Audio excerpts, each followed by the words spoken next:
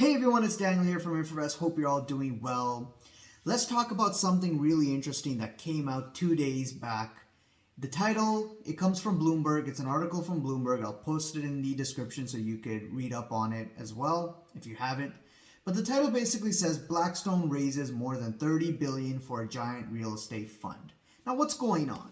Right? We heard BlackStone, BlackRock, these companies halting withdrawals, having problems with their real estate funds, especially BlackStone defaulting on one of their mortgage or real estate fund, having problems with commercial properties. You hear a lot of businesses out there, a lot of companies out there defaulting on their offices because, they're not making enough money, interest rates have increased, so they're feeling the pain. Yet, you hear Blackstone has just raised $30 billion.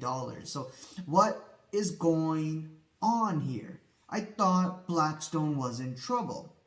Well, Blackstone and BlackRock, they have very strong lawyers. They're really smart in the paperwork and whatnot. If the investors want their money back, they specifically said that we can at any time halt withdrawals and not give it back to you for whatever reason if the markets are not in a good area, because they don't want to ruin their portfolio, their fund, and they don't want to liquidate, and which would cause a massive trickle effect to their investments, because they're big behemoth companies, and if they start liquidating, panic selling, then for sure you're going to see everyone else panic and you're going to see massive drop in the prices. Not saying that that won't come. It can still come. We can still see the stock market sell off, the property market continue to sell off as well. Prices go lower and lower and lower, right? And we will come to see that more as the months go by and as we see more data, economic data from US and other countries as well, and also in terms of what they're doing when it comes to interest rates. But biggest thing is the fact that Blackstone has raised this big chunk of money. What does that tell you? Does that tell you that the bottom is in? Does that tell you that, hey, we're going to see the stock market rally? I think for me, it tells me more that they're expecting for, especially the property market, to really sell off, and there's going to be some really good deals down the road which they can buy up and take advantage of, right? And we'll go through this article, read a little bit more of what they're doing here.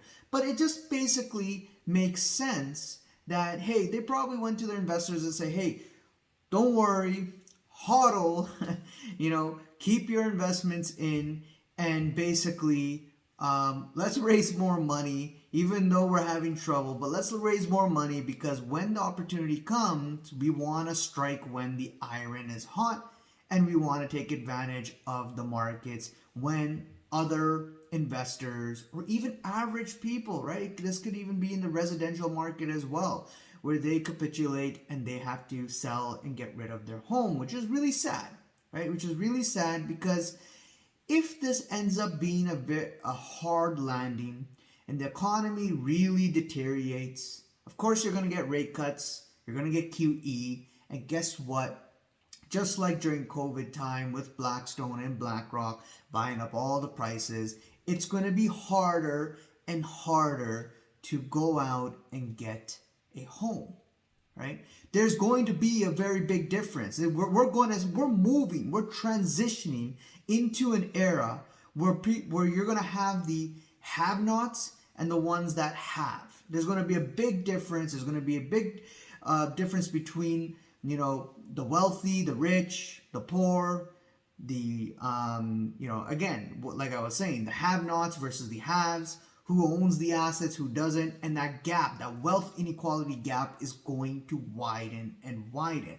And it's just examples like this. Now, I don't make up the rules, right? This is how capitalism works, especially in the US, right, and many places as well.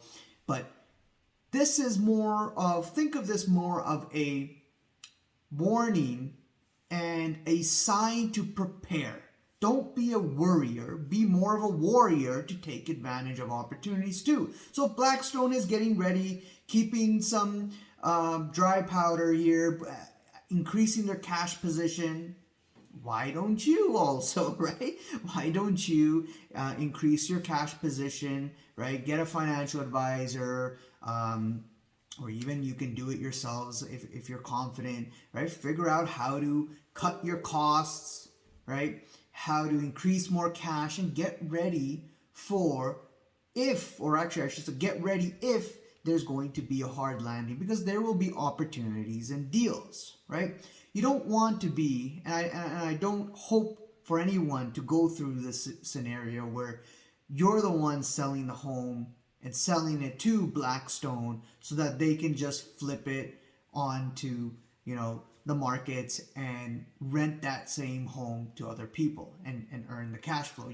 I rather would want you guys to do that rather than this big behemoth company, right? And I think, if we get to that and you get really, really big,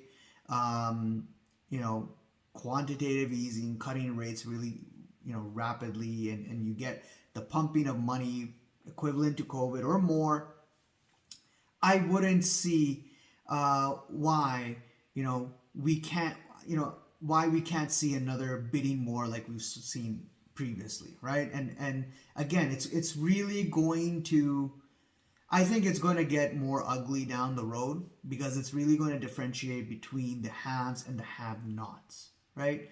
So,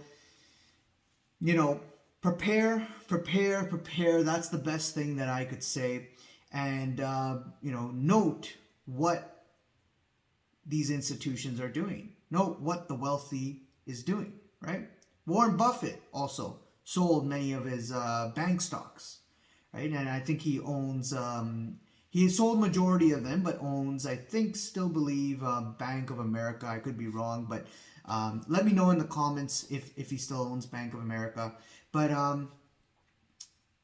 an example just like that where Warren Buffett also sees that, and the reason he sold that is he sees trouble, right? He talked about the commercial real estate. He said that, hey, the bank should these banks who are going to see losses, they should just report the losses, right? Just report the losses and get it over with. And then obviously he knows, like many other investors know, that the Fed will eventually come and save the day. I mean, if they were able to do that during 2008, they can do it again, right?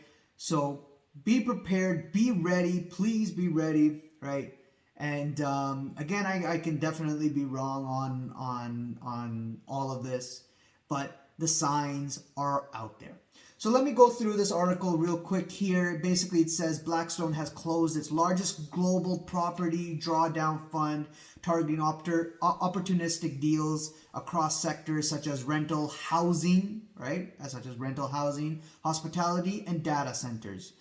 The company secured $30.4 billion of total capital commitments for the fund called BlackStone Real Estate Partners X. According to the statement Tuesday, Blackstone's latest fund, its largest of that type, according to the PitchBook data going to 2002. The real estate market has come under pressure over the past year due to pullback across commercial property lending as borrowing costs skyrocketed. At the same time, the stocks of public real estate investment trusts have suffered the uncertainty in the market and increasing concerns about certain property types such as offices, right? Like we've been talking about.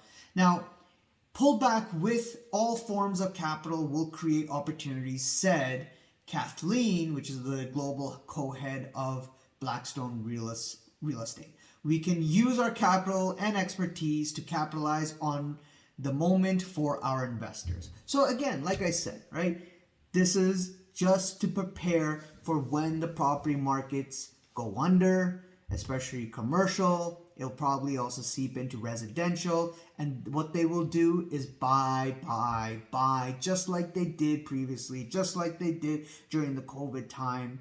So be prepared. They're getting ready for a fund, and they've got the cash ready. And who knows, they'll try to raise even more to try to take advantage of this next dip. So beware of it.